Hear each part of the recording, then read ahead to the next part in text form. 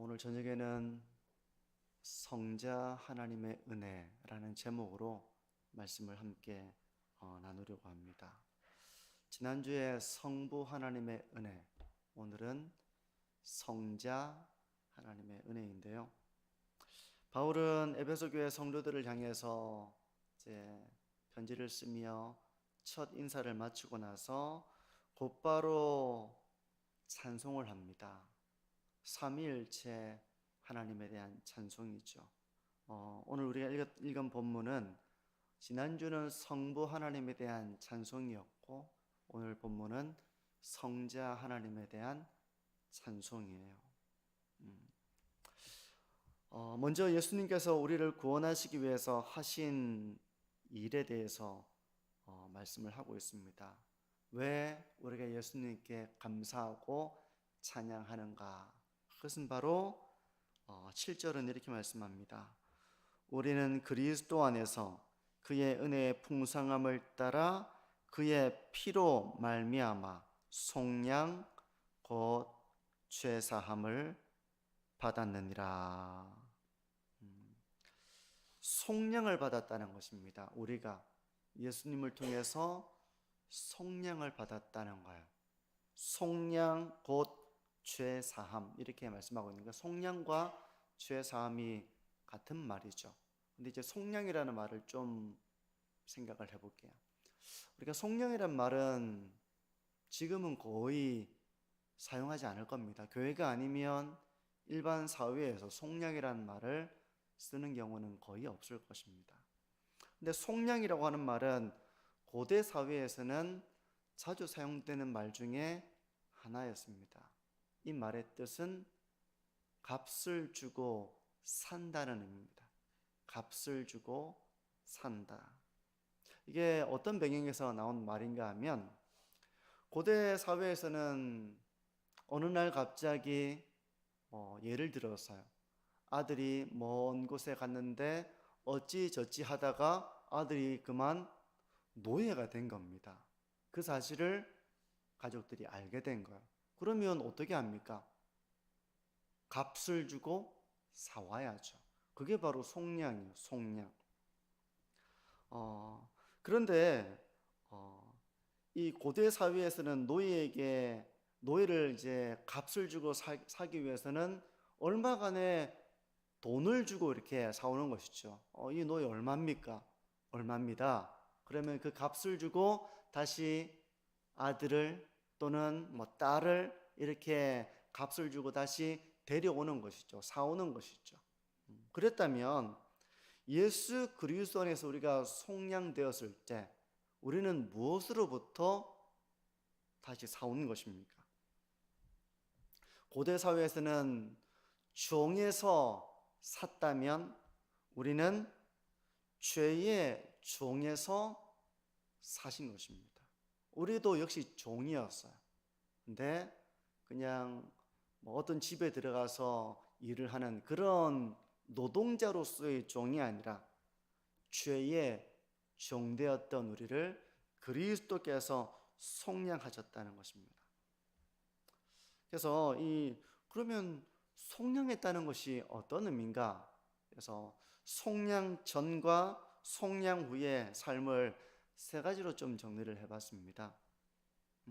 첫 번째, 속량되기 이전에 우리가 예수 그리스도 안에서 죄의 종되었던 신분으로 살 때 우리는 첫 번째로 죄의 본성을 따라 살아가는 자였습니다. 주일에도 이 말씀을 나누었었죠.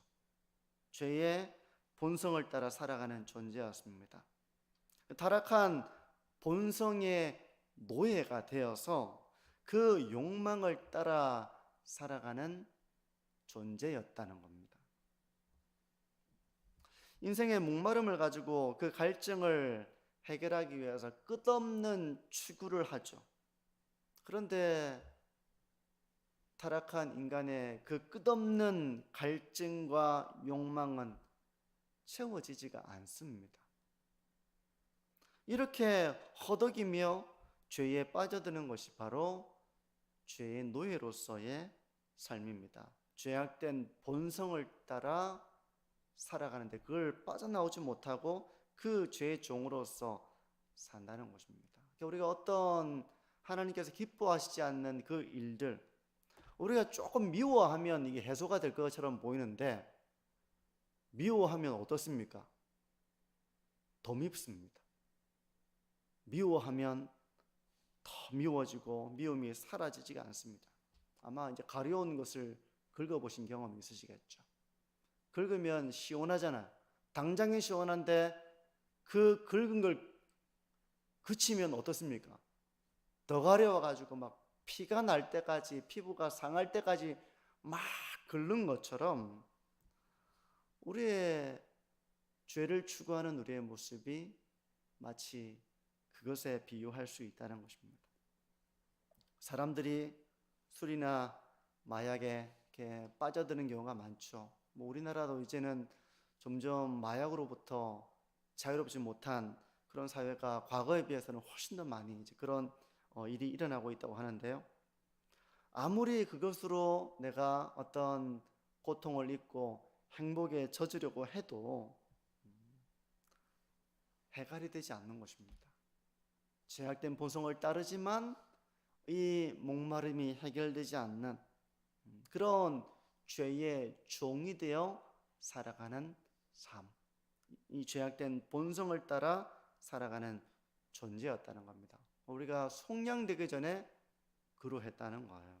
로마서 3장은 속량되기 이전의 삶을 우리의 온 몸의 기관들이, 눈이나 코나 입이나 이런 기관들이 죄를 위해 죄를 짓기에 너무나도 빠른 그런 마치 인격을 가진 존재인 것처럼 이렇게 묘사를 하는데요. 로마서 3장 13절에서 18절은 이렇게 말씀합니다. 그들의 목구멍은 열린 무덤이요 그 혀로는 속임을 일삼으며 그 입술에는 독사의 독이 있고 그 입에는 저주와 악독이 가득하고 그 발은 피 흘리는데 빠른지라 파멸과 고생이 그 길에 있어 평강의 길을 알지 못하였고 그들의 눈앞에 하나님을 두려워함이 없느니라 함과 같으니라. 어떤 분들은 이 말씀을 읽으면서 이건 너무 심하다, 그래도 이런 정도는 아닌데 라고 생각이 불쑥 드는 분이 계실지도 모르겠어요. 하지만 속량되기 전에 사람은 본질적으로 이렇게 살아가는 존재였고 우리가 이런 자들이었다는 것입니다. 죄의 종되었던, 그래서 죄악된 본성을 따라 살아가는 존재였다는 것이죠. 근데 속량받은 사람은 이제 어떤 길을 걸어가는가? 죄를 짓는 길이 아니라 하나님을 경외하는 삶의 길을 걸어간다는 것입니다. 요한 1서 3장 9절은 이렇게 말씀을 합니다. 하나님께로부터 난 자마다 죄를 짓지 아니하나니 이는 하나님의 씨가 그의 속에 거함이요 그도 범죄하지 못하는 것은 하나님께로부터 났음이라. 이렇게 말씀을 합니다. 하나님께로 난 자마다 죄를 짓지 않는다. 그러면 어떤 분들은 나는 죄를 짓는데 그렇게 생각하면서 나는 뭐지? 나는 하나님께로부터 나지 못한 건가? 이런 생각을 할 수가 있겠죠. 여기서 속량받은 사람은 절대로 죄를 짓지 않는다, 그런 의미라기보다는요, 지속적인 죄에 빠진 삶을 살지 않는다는 의미입니다. 왜 그렇습니까? 왜 지속적인 죄에 빠져 살지 않습니까? 그것은 바로 그 사람에게 성령께서 내주하시기 때문에 그런 거예요. 아들이 있는데 지속적인 잘못의 길을 걸어갈 수 있습니까? 그럴 수 없는 게 부모가 교훈하고 책망하고 야단하고 그 죄를 깨닫게 하면 이 아이가 저기는 처음에는 깨닫지 못하다가 어느 순간 정말 깨달으면서 자기가 정말 잘못했구나 이렇게 뉘우칠 때가 있습니다. 처음에는 그 못 뉘우치죠. 그런데 그걸 뉘우치는 순간 눈물을 흘리면서 내가 안 해야지, 내가 이건 정말 잘못한 것이구나. 내가 참 몰랐구나. 이렇게 교훈을 받고 깨달으면서 돌이키잖아요. 그죠? 부모가 있기 때문에 그런 교훈을 받고 책망을 받고 돌이키는 겁니다. 마찬가지로 성령께서 말씀을 통해서 교훈과 책망과 바르게 함으로 양육을 하시기 때문에 성령이 내주하시는 하나님께로부터 난 자, 성령으로 거듭난 자는 지속적인 죄 가운데 야단치든 말든 뭐 꾸중을 하든 말든 상관없이 그렇게 걸어가는 자식이 없습니다. 없죠. 그죠?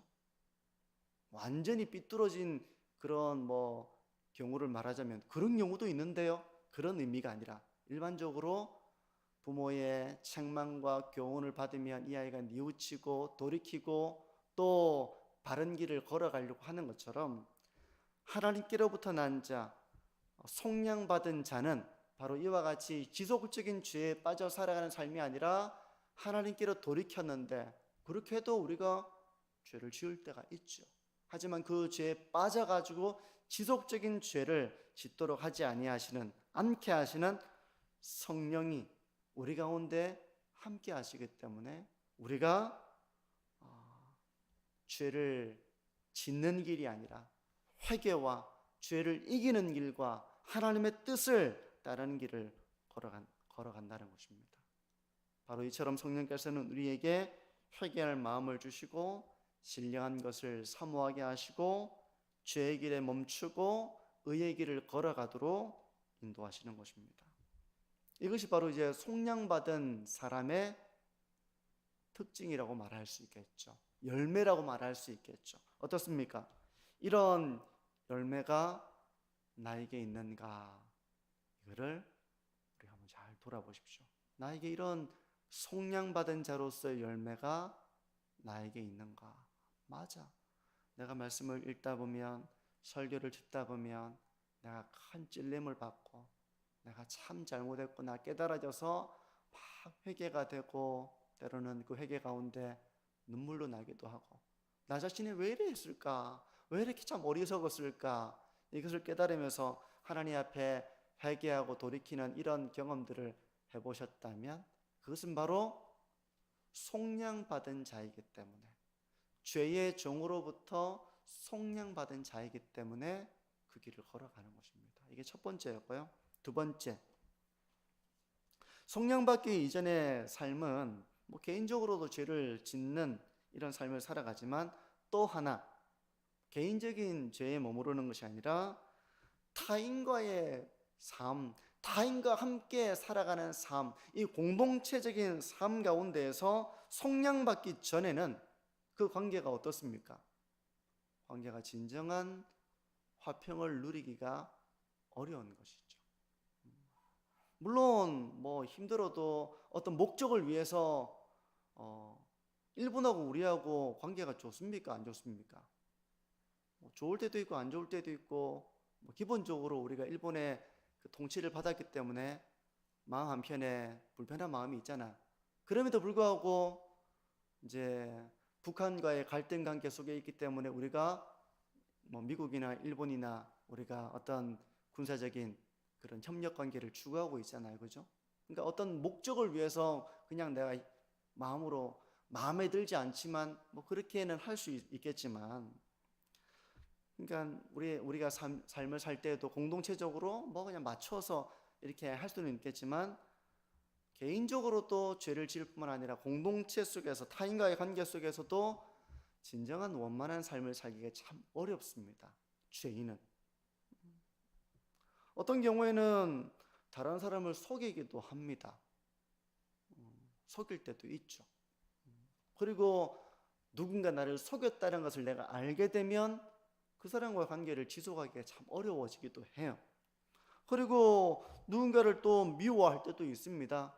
때문에 어떤 일이 있어서 그런지는 경우마다 다르겠지만 미움 가운데에서 마치 독사의 독과 같은 그런 말로 상처를 줄 때도 있고 상처를 받을 때도 있습니다.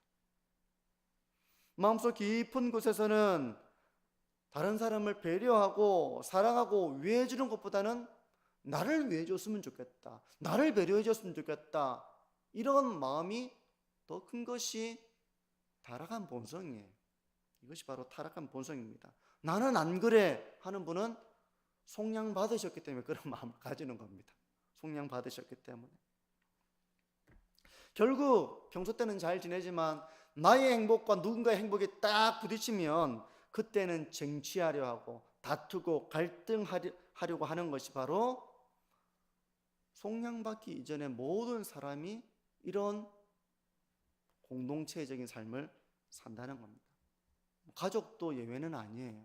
결국에는 내 행복과 누군가의 행복이 부딪히면 가족이라도 소송하고 가족이라도 극단의 길을 걸어가기도 하는 것이 우리가 살아가는 삶의 모습이죠. 이 케이스는 상당히 이제 그 스펙트럼이 넓겠지만 속량받기 전에 인간은 화합과 사랑과 이런 공동체를 잘 이루어 나가는 모습이 아니라 나의 행복을 위해서 누군가를 희생시키고 이용하고 거짓을 말하고 미워하고 그런 가운데서 타인과의 관계는 원만하게 세워지기가 참 어려운 것이죠. 속량되기 이전의 사람은 타인을 진정으로 사랑하지 못하는 그런 존재라는 것입니다. 물론 이것도 속량되지 못해도 하나님의 형상으로 지음받은 사람들은, 어떤 사람들은 교육을 통해 가지고 그래도 기본적으로는 죄성을 가지고 있지만 그래도 되게 매너가 있고 그런 경우도 있겠지만 기본적으로 사람은 자기 사랑을 가지고 있는 존재, 자기 사랑이라고 하는 것을 우상으로 삼고 있는 그런 존재라는 것입니다. 근데 속량받은 사람에게 나타나는 특징이 있는데 그것은 바로 형제를 사랑하고 이웃을 사랑하는 자의 삶을 살아간다는 것입니다. 요한일서 4장 7절과 8절은 이렇게 말씀을 합니다. 사랑하는 자들아, 우리가 서로 사랑하자.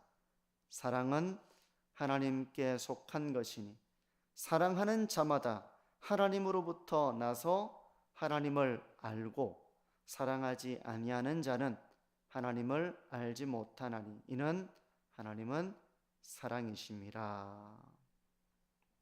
그러니까 형제를 사랑하고 이웃을 사랑하는 삶의 길을 걸어가는 그 기초에 뭐가 있을까요? 뭐 때문에 이런 삶을 살아갈까요? 이런 삶을 살아가는 특징이 나타나는 걸까요? 왜 그럴까요? 왜 그러신 것 같아요? 만약에 우리 성도님들이 나보다는 다른 사람을 배려하는 마음을 가지려고 하고 어떤 나의 유익보다는 다른 사람의 유익을 내가 더 많이 생각하려고 한다면 그건 뭐 때문에 그런 거겠습니까? 스스로 한번 돌아보십시오. 왜 그럴까? 저는 이제 이런 마음에서 비롯된다고 생각되는데요. 나를 돌이켜보니까 내가 정말 하나님의 사랑을 받을 만한 자격이 있는가를 돌이켜보면 나에게 그런 자격이 없다고 느껴질 때가 참 많습니다. 저는 요즘에는 저희 아이들을 그렇게 야단칠 일은 없는데 저희 아이들이 더 어릴 때는 야단을 종종 칠 때가 있죠. 그 야단을 치고 나서 돌이켜보면 어떤 생각이 드는가 하면 저도 본질적으로 똑같다는 생각이 드는 겁니다. 애들이 늘 말을 안 듣고 이렇게 하는 모습이 돌이켜보면 하나님 앞에서 저희 연약함이기도 한 거예요. 그러니까 참 자격이 없다. 그런데도 변함없는 그런 사랑 가운데서 나를 하나님의 자녀로 삼아주신 것을 생각할 때 어떤 사람이 자격이 없다 하더라도 나도 자격이 없는데 이런 마음을 가지게 될 때 그 사람을 사랑할 수 있는 마음을 가지게 되는 것이죠.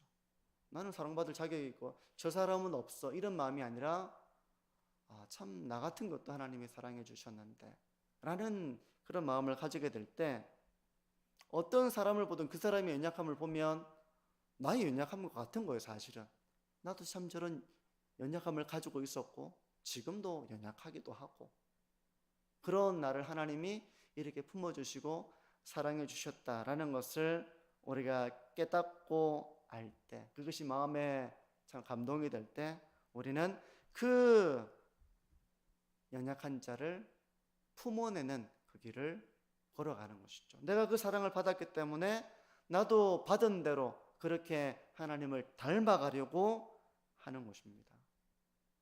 이런 부분이 있는지를 한번 돌아보십시오. 나에게 나 참 부족한데 누군가의 부족함이 보였을 때 그것을 비난하고 정죄하고 미워하고 자격이 없어 이렇게 여기고 있는지, 아니면 그 모습을 보면서 저건 안 되는데 라고 생각이 들면서도 또 한편으로는 참 나도 참 많이 자격이 없고 나도 참 많이 부족하고 지금도 하나님 앞에서는 뭐 50보 100보지 나도 참 많이 부족해 라고 생각하면서 다른 사람의 그 연약함을 품으려고 하는 그 모습이 있는지를 한번 돌아보십시오. 그것이 있다면 그것이 바로 속량받은 증거인 것입니다.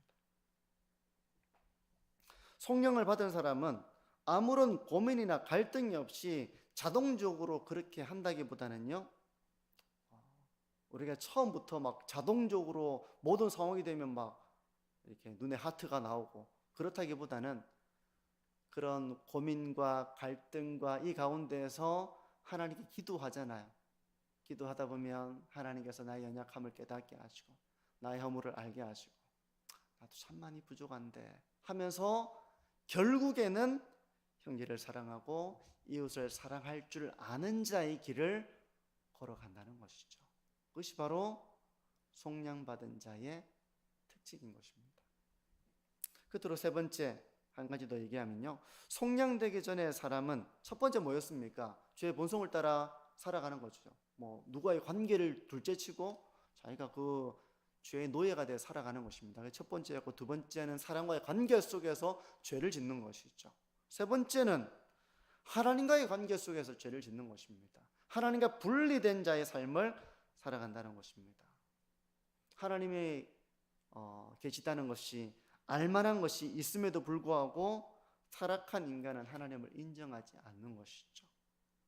그리고 하나님이 아닌 것을 하나님처럼 의지하고 그것을 숭배하며 살아가는 것이 속량받기 이전 타락한 죄인이 살아가는 삶입니다. 마치 자식이 아버지에게 가서 부모님에게 가서 감사합니다 이렇게 말하지 않고 부모님에게 가서 도움을 요청하고 이것이 아니라 무슨 일이 있는데 해에게 가가지고 감사하다고 그러고 집에서 다 누리면서 가가지고 막 나무 붙잡고 감사하다고 그러고 거기 가가지고 막 도와달라고 그러고 그렇게 하는 것과 그렇게 이제 비유할 수 있겠죠. 이런 자들이었다는 겁니다. 하나님과 분리된 자의 삶을 살았다는 거예요. 하지만 속량받은 이후에 하나님께로 돌이킨 자의 삶을 걸어간다는 거예요. 속량받은 이후에는 하나님께로 돌이킨 자의 삶의 길, 회심이죠. 하나님을 경외하는 자의 삶의 길을 걸어가려고 힘쓴다는 것입니다.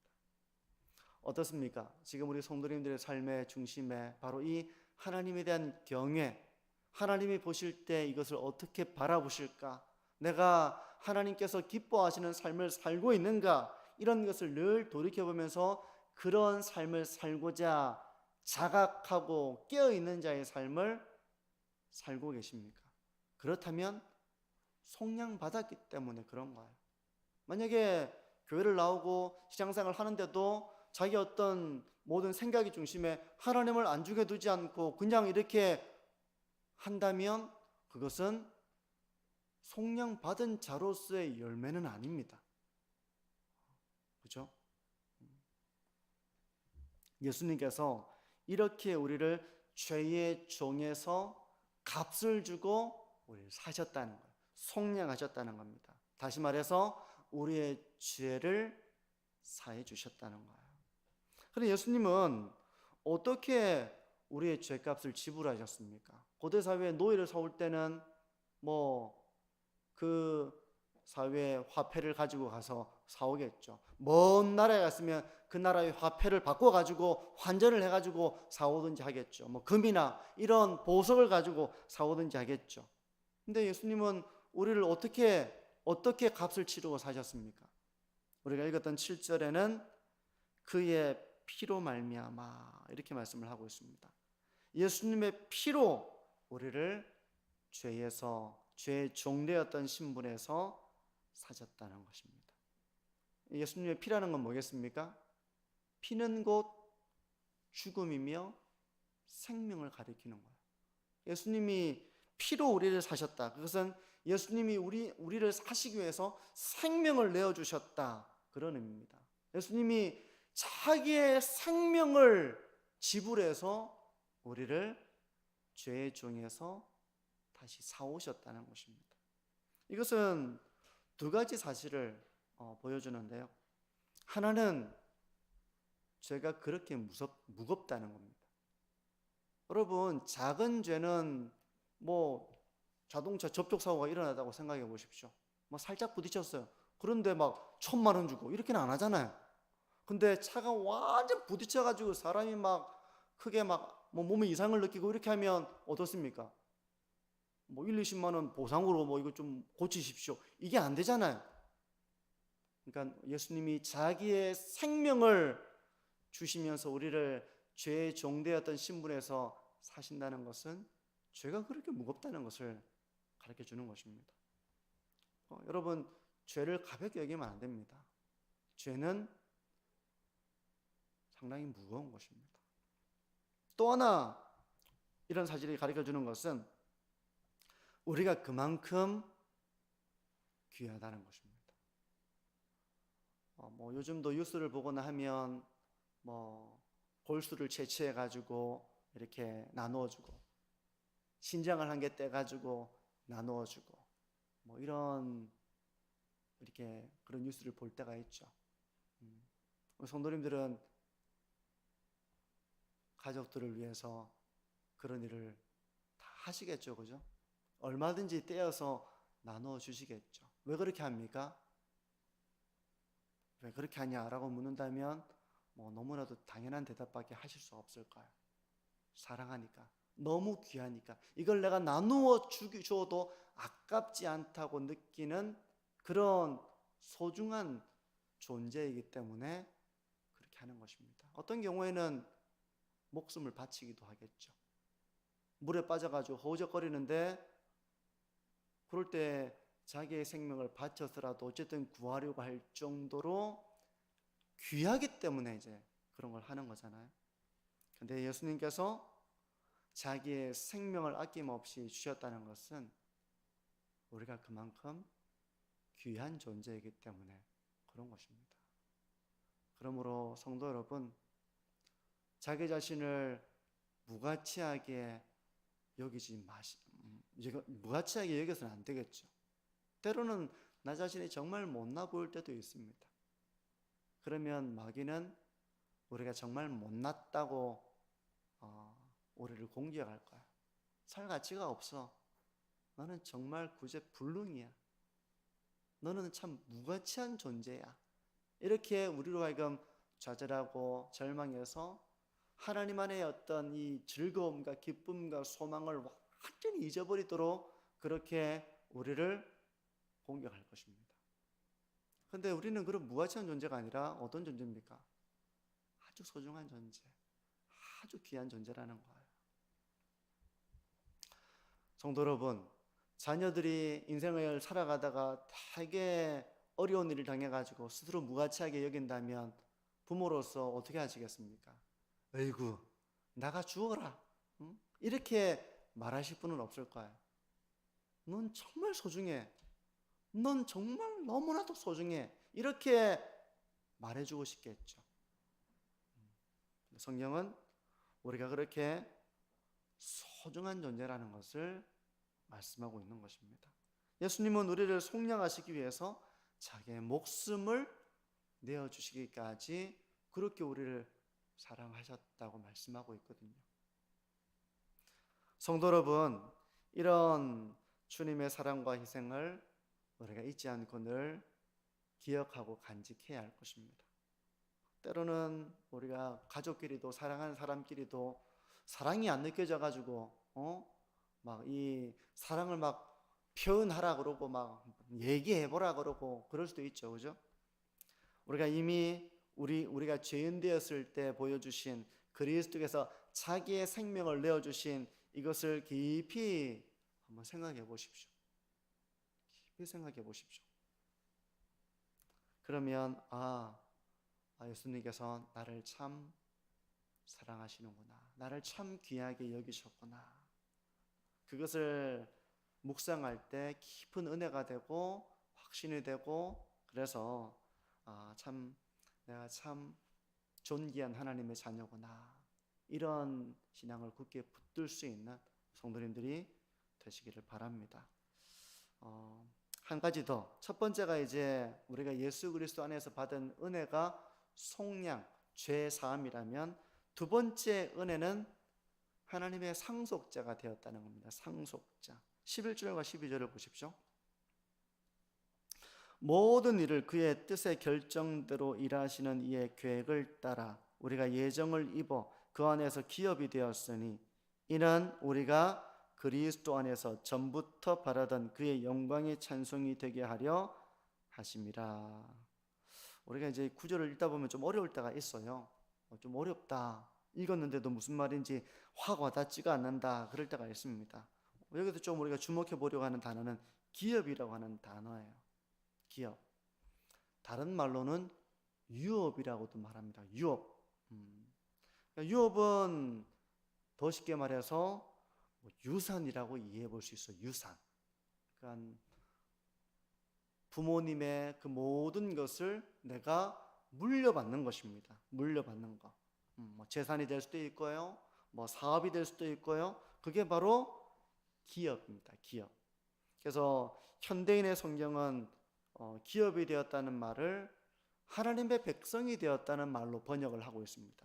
우리가 이제 이런 기업을 받았다는 것은 하나님의 백성이 되었다. 새번역 성경은 상속자가 되었다, 이렇게 번역을 하고 있습니다. 하나님의 백성이 되어서 그 모든 것을 받아 누리고 하나님의 자녀가 되어서 모든 것을 누리는 것처럼 그런 상속자, 그 유산을 받아 누리는 자가 되었다는 것입니다. 그러니까 우리가 예수 그리스도 안에서 받은 은혜와 복은 하나님의 모든 것들을 우리가 받는 그런 상속자가 되었다는 것을 의미하는 그런 말씀인 것입니다. 자식들이 부모의 상속을 물려받죠. 우리 성도님들은 이제 하나님이 부르셔서 떠나실 때 가지고 있는 재산이 많든 적든 어떻게 하시겠습니까? 저는 아무한테도 안 줍니다. 어쨌든 누구한테 주긴 줘야 될 거 아니에요, 그죠? 누구한테 주겠습니까? 자식한테 주시겠죠. 네. 자식이 그 부모의 모든 유산을 상속받는 것처럼 우리는 예수 그리스도 안에서 하나님의 유산을 물려받는 상속자가 되었다는 것입니다. 비록 타락한 이 세상에서는, 우리가 아침 안개 사라지는 이 세상에서는 우리 그리스도인들이 부유하지 못할 수도 있습니다. 모두 다 부유한 건 아닙니다. 어떤 그리스도인들은 가난하기도 해요. 어떤 그리스도인은 배움이 적을 수도 있습니다. 어떤 그리스도인들은 몸이 연약할 수도 있습니다. 이 땅에서는 우리가 그런 삶을 살아갑니다. 잠깐의 이 땅에서는 그렇게 살아갑니다. 어떤 그리스도인은 건강하지 못하고, 어떤 그리스도인은 권세를 누리지 못하고, 어떤 그리스도인은 가난하고, 하지만 하나님의 나라에서는 모든 부유함을 우리가 누리는 상속자가 된다는 것입니다. 짧은 이 세상에서는 우리가 그 모든 것을 누리지 못하지만, 나그네 길 가운데서는 그 모든 것을 누리지 못하지만, 집으로 돌아가서 부모님을 만나면 이제 그 모든 것을 누리는 자녀로서의 그 권세를 가지는 것처럼 하늘에 신령한 모든 것을 누리는 상속자가 된다는 것입니다. 우리 예수 그리스도 안에서 바로 그런 자가 되었다는 거예요. 저는 이런 말씀에 대해서 성경이 좀 더 구체적으로 풍성하게 말씀을 해주시면 좋겠다, 그런 아쉬움을 좀 가집니다. 그런데 성경이 여기에 대해서 아주 구체적으로 이렇게 말씀하지 못하고, 말씀하지 않고 희미하게 우리에게 말씀하기 때문에 어떤 모습일까라고 우리가 구체적으로 다 그리지 못하는 어떤 한계를 가지고 있죠. 하지만 그때는 우리가 희미하게 알고 누리는 것이 아니라 그때는 모든 것이 선명하게 우리에게 보일 것이고 또 누리게 될 것입니다. 그때는 그 누구도 박탈감을 느낀다거나 불안과 두려움을 느낀다거나 어떤 더 많은 것을 소유하기 위해서 늘 갈증을 느낀다거나 어떤 경쟁을 위해서 서로를 이겨야 한다거나 하는 것을 그런 것이 아니라 하늘에 속한 모든 것을 누리는 상속자로서 우리가 영생을 누리게 된다는 것입니다. 성도 여러분, 이런 말씀을 묵상하며 이 하나님의 말씀을 소망하며 살아가시는 우리 성도님들이 되시기를 바랍니다. 근데 이런 말씀이요, 우리가 뭐 크게 어려움이 없을 때는 크게 와닿지는 않는 것 같아요. 크게 와닿지는 않는 것 같아요. 근데 어떨 때 크게 와닿는가 하면 내가 정말 어려운 일을 겪을 때, 내 몸이 정말 아프고 힘들 때, 내 삶이 정말 지치고 어려울 때, 그럴 때 이 말씀이 우리에게 정말 크게 소망의 말씀으로 와 닿는다는 것을 저는 이제 경험하고 하는데요. 어려울 때만 묵상하는 말씀이 아니라 자주 이 말씀을 묵상하면서 소망으로 충만해지는 우리의 삶이 되었으면 좋겠습니다. 말씀을 정리하는데요. 예수님께서 우리에게 베풀어 주신 은혜, 우리가 찬송해야 될 제목, 그것은 바로 우리를 죄 가운데에서 속량해 주셨다는 것입니다. 이걸 위해서 예수님은 값을 치르셨는데 바로 자기의 생명을 통해서 값을 치르셨다는 거예요. 우리가 이렇게 속량받은 하나님의 자녀가 되어도 이 땅을 살아가는 동안에는 나그네 길이니까, 나그네 길 얼마나 힘듭니까?